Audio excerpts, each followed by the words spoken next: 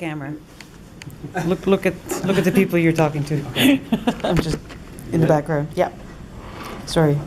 No problem. Now to start with, I want to say that if there's anyone else here that has 6- and 8-year-old boys, you'll understand that I didn't have a lot of time to properly prepare for this, so I'll be relying heavily on my transcript. Today, I'm going to take a little bit of your time to tell what to me is a troubling story. That story exemplifies why we need to keep corporate influence separate from the processes that could adversely affect the safety of the public and the safety of our environment. Then I will go on to ask for your help in assessing public interest with respect to the use of chemical defoliants in the management of our natural resources. To start with, I'd like to highlight an episode that's an example of the abuse of power that we're dealing with. This incident is not even near the top of the list of everything that I've come across, but it is one that I was personally involved with and I'm very familiar with. So I can speak to it, and it says a lot to me about the troubles that we're dealing with.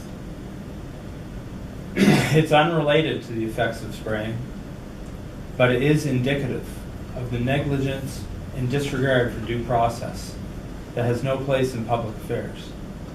Thereafter, I want to go on to ask you a few questions about your responsibility as our current Minister of Environment to defend and respect public interest. So now, I want to speak briefly about an incident that to me exemplifies why private industry should not be in the position of influencing processes that are in the interest of the public. During the summer of 2016, a waste dump was exposed on the property of J.D. Irving at their seed orchard in Parkindale, New Brunswick. JDI's management of this situation was very troubling from the mere existence of the waste dump, which had been there since at least 2014, through to their handling of the remediation of the incident once it was exposed. Basically, there was a huge mess of styrofoam seedling trays and what appeared to be asbestos sitting in open-top, rusty metal barrels. Many barrels. Yellow bags labeled asbestos were found in the vicinity, and there was no water in the metal barrels, which indicates that they had been leaching water, leaching whatever the contents of the barrels were. This waste dump is so big that it can be seen on aerial photography on Google Earth. Where it doesn't look very big there, but it's fairly sizable, and you can pick it out on the aerial photography. Not a small pile, not a small mess in the backyard. I have dozens of photographs of this site and a full 4-day written transcript that covers JDI's remediation of the site. That's on our website at stopsprayingnb.ca/Parkindale. Now, I'll just quickly run through some of the rest of the pictures here to show you the scale of the mess that we were left with.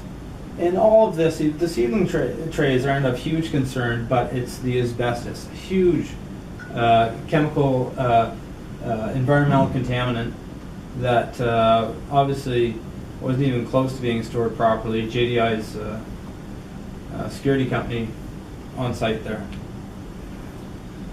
Now, what we were left with is that the public will never know what the contents of the barrels were. On the first day that JDI began cleaning up the mess, their chief forester, Blake Brunston, was on site at the waste dump. This alone gives you a darn good idea about how serious this issue was to JDI. During a telephone conversation with Mr. Brunston, I informed him that I had notified our Department of Environment and they were not to disturb anything on site until Environment had an opportunity to perform their full investigation and direct remediation themselves. Mr. Brunston told me that they had not been contacted by Environment and they had their own certified handler on site that was directing their own cleanup efforts. Environment showed up about a week later as they were busy working on other files, which they indicated to me during the telephone conversations that we had. There's not many people that are allocated to the enforcement efforts, and so they were put in the queue here.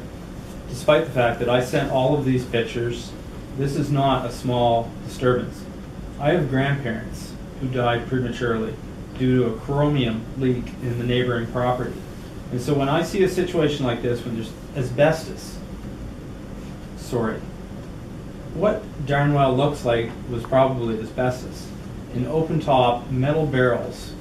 This is not a small incident, and it's hard to see the entire process through, being ended up with nothing, no answers, dodged another bullet. I think I covered all of that. So through subsequent media coverage, J.D. Irving stated that the substance that was in the barrels was not asbestos, but they never did say what it was. The environment said that if JDI cleaned up the mess properly, they were content. End of story, no accountability, and no answers. JDI's primary concern in cases like this are quite different than those of the general public.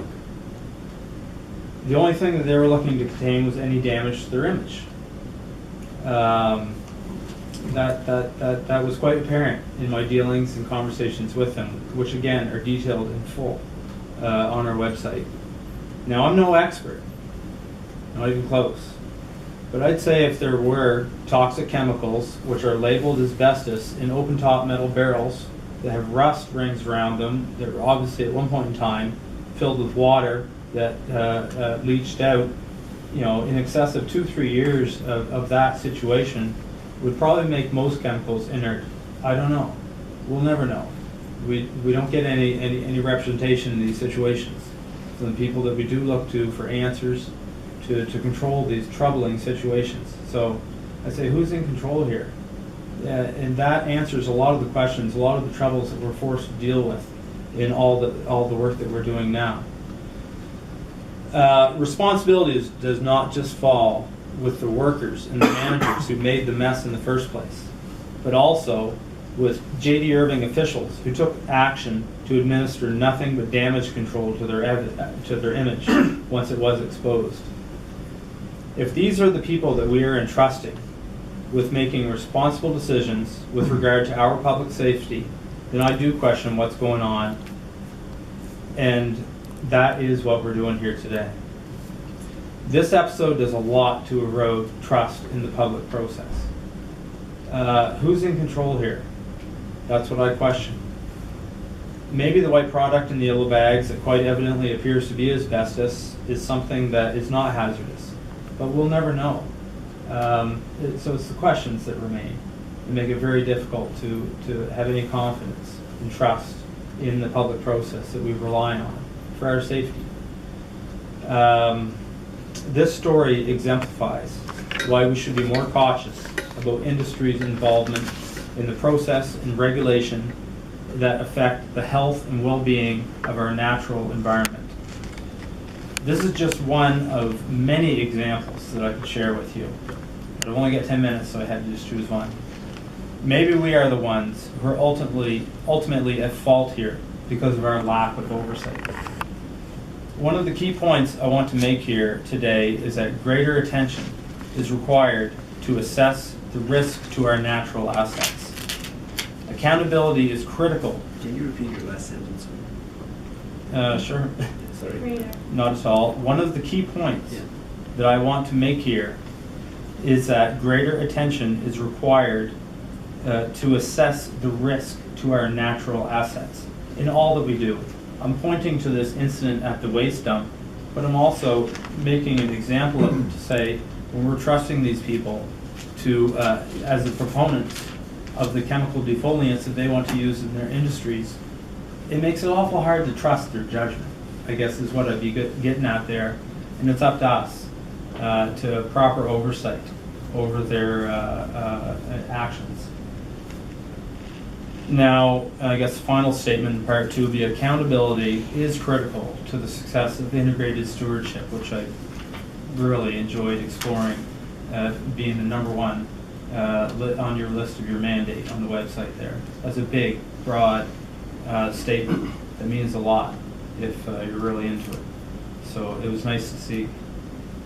Now, while others look to the science to solve our dilemma, I want to also talk about public will and public interest. That is what this Stop Spraying New Brunswick petition is all about. It is a demonstration of support by the people of New Brunswick. Research has shown that the maintenance of a healthy forest habitat has been identified as a #1 priority to New Brunswickers. This is also the case in Quebec and New Hampshire, where using herbicides in forestry has been banned for many years. Stop Spraying New Brunswick contends that the sizable petition that is being collected by us and hundreds of other private individuals and community groups is a strong representation of public will and interest, but it's difficult to expect our elected officials to act on this alone. Stop Spraying New Brunswick wants to see this interest through to the next level in the form of a public survey that's free from corporate involvement. In order to properly assess public interest with respect to the use of chemical defoliants in our natural resource management, we would like to see an opinion poll with an unbiased professional interpretation of the scope and magnitude similar to the 2007 public survey that was administered by UNB Professor of Forestry and Environmental Management Thomas Beckley. I make reference to Professor Beckley's study in a copy of this presentation that I'll hand out to you here. A rather small volunteer base has managed to gather written support from almost 5% of the New Brunswick population in a little over a year. Excuse me. We need to put this concern to the rest of the population. We need to put this concern to the rest of the population that we have not reached through our grassroots effort, and we're looking for your support to see this through. Stop Spraying New Brunswick would like to propose that this process be free from corporate involvement and carried out under the guidance of the aforementioned Thomas Beckley, who I've heard would jump at the opportunity to take this on. It's a founding principle of our democratic process that whatever trust the public places in its elected officials must be respected by those officials. Therefore, we are seeking your support in helping us to administer this public opinion poll. We hear nothing but praise about the strength and integrity of you, Minister Rousselle, and we look forward to your careful consideration. And I thank you all for your time and consideration. This is a big opportunity for me. It might be just another day for you, but I thank you so much for the opportunity to come here and speak with us today.